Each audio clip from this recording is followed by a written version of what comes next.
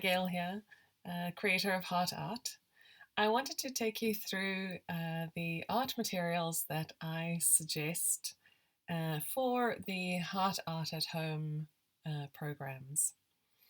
Generally, if you are entering into the Heart Art studio space, you walk in, drop your things, don an apron, and everything is laid out there and supplied and provided for you, which is a delight to set the space and to have people enter into it.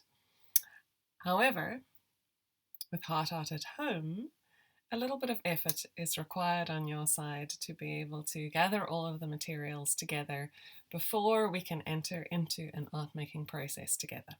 So I've provided you with a list of recommended materials and I wanted to take you through a few of them. First, we start off with paper. I like to work on a slightly thicker paper. If you think about your general printing paper, it's roughly 80 grams. But for an art paper, you want something that's a little bit more substantial, durable, that can hold a lot of wetness. So I go for a 200 gram or a sort of 240 gram paper. And I like to just buy one pad of paper that's smooth and that can work with multimedia. So whether you're painting or drawing or sticking onto it, it'll be able to take all of the materials. Size-wise, I would recommend that you work with an A3 size. In the US paper sizes, that works out to be a ledger or tabloid size, apparently. So that's kind of the size that I like to work on. It's double the size of a printing page that you would put in a printer. Right, art materials. Make sure you've got scissors, glue, your pen and journal, very essential for the writing process. Have a pencil, and then you will need a few applicators. So scrounge around, see if you can find any old paintbrushes at home, kebab sticks, earbuds. So here's just one of my essential items, feather. Very good for painting bleach onto your page and for soft work with ink. Lovely. Old toothbrush. Have to have an old toothbrush in my art kit. A couple of different size sticks and earbuds, paintbrushes, and so forth. So just a little handful of goodies that I would recommend that you gather. Now, you'll see on the materials list that we work with dry art materials and we work with wet art materials. So your wet art materials are going to be what you paint with. The dry materials are what you're going to be drawing with. So starting with the dry materials, oil pastels, I would please ask you, go to the expense of buying yourself some oil pastels, and these are relatively inexpensive and you can get just a small box. This is a box of 12 oil pastels, which is more than adequate. That's what I use in my demonstrations. You get lots of different brands and you can go for a great variety of colors. So you can get boxes 24 and 36 and you can see you get a nice selection of colors if you go for a larger range. So we work with oil pastels when we're working with collage materials, magazines and so forth. And also a wonderful thing to work with the oil pastels is shoe polish. So these are from my local store, different shoe polishes. This is my absolute favorite, the white shoe polish. It's got a beautiful consistency to it. It's almost like painterly with the texture of the white shoe polish. So see if you can grab some of that. And just to give you an example of what it looks like. So this is just drawing the pastel on the page and then taking a cloth, and with the shoe polish you can see some of the white shoe polish there, rubbing it over the oil pastel to blend the colors and get something softer. Okay.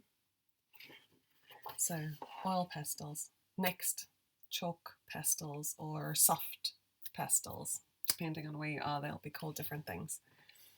This is generally a box of a bit dirty, angled, pretty well loved and used chalk pastels. Again, you can get different brands, different varieties of color, different numbers and so forth. So this is an old box that I've had for quite a while. You can see it's got quite a few more colors than this one, but you know, it's really your preference as to which box and what brand you go for. And to show you what chalk pastels look like, we're going to be working with them on wet. So we'll be painting the paper with water and then working with chalk pastel, and then we can also use it on dry paper. Chalk pastel is very chalky. It goes all over the place. And then if you've finished an artwork, if you put other paper on top of it, it'll rub off on the back of the other paper. So it's good to have some hairspray.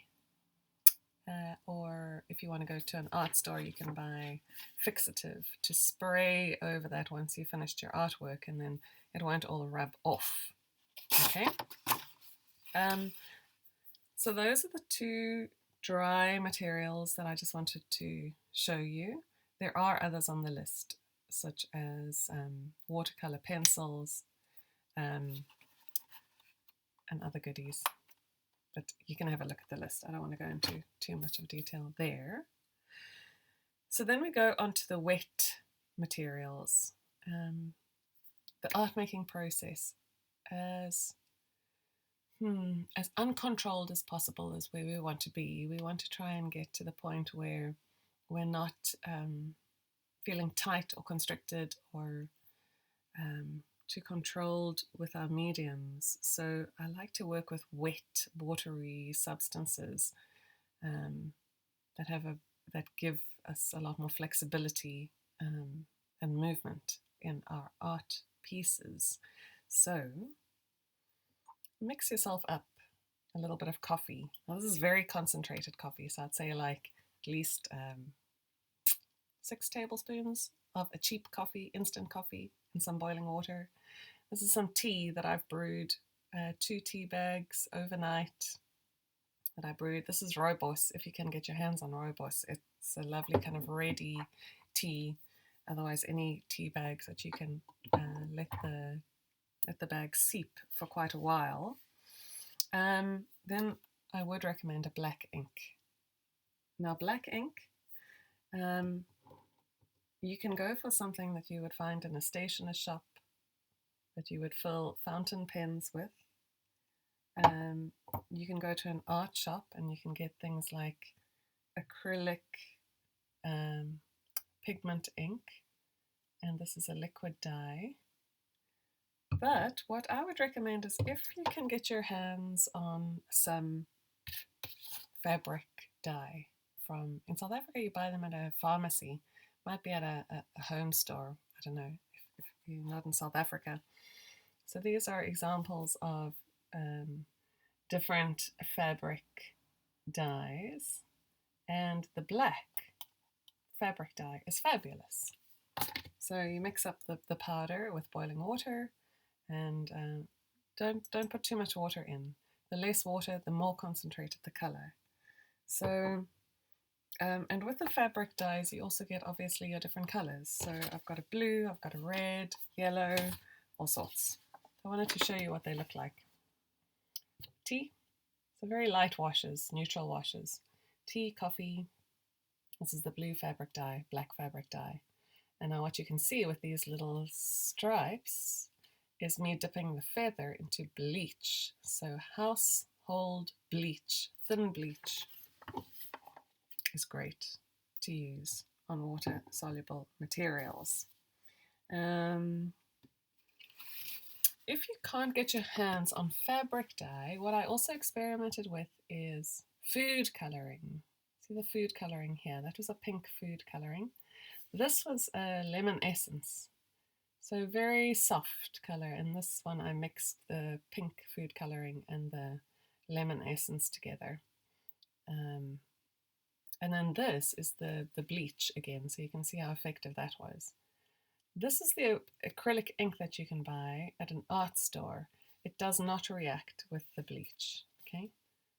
Um, so that the yellow is a fabric dye in this corner here. That works with bleach. So you can, I like things that work and react with bleach because it just makes surprise effects, which can be a lot of fun. So those are the things that I would recommend that you go on a hunt for. First of all, your paper, A3 size. Secondly, black ink. I would really try and recommend that you do that. But seriously, if you can get a black fabric dye, it's probably the most inexpensive and easiest thing to get. Oil pastels and chalk pastels, always good to have in your toolkit. And shoe polish, or if you can't get shoe polish, Vaseline also works, or cooking oil. I think that's it. I think I've covered the basics for now. I will do an art demonstration at the beginning of every art process. And on the materials list, you'll see that on page 1, it gives you a list of materials that we'll be using for each of the lessons. So have fun with it.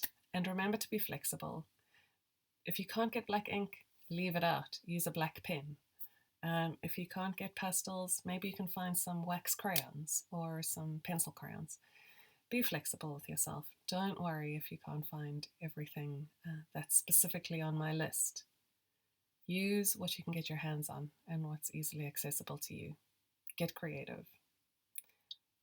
I look forward to this journey with you, and we will chat very soon. Cheers.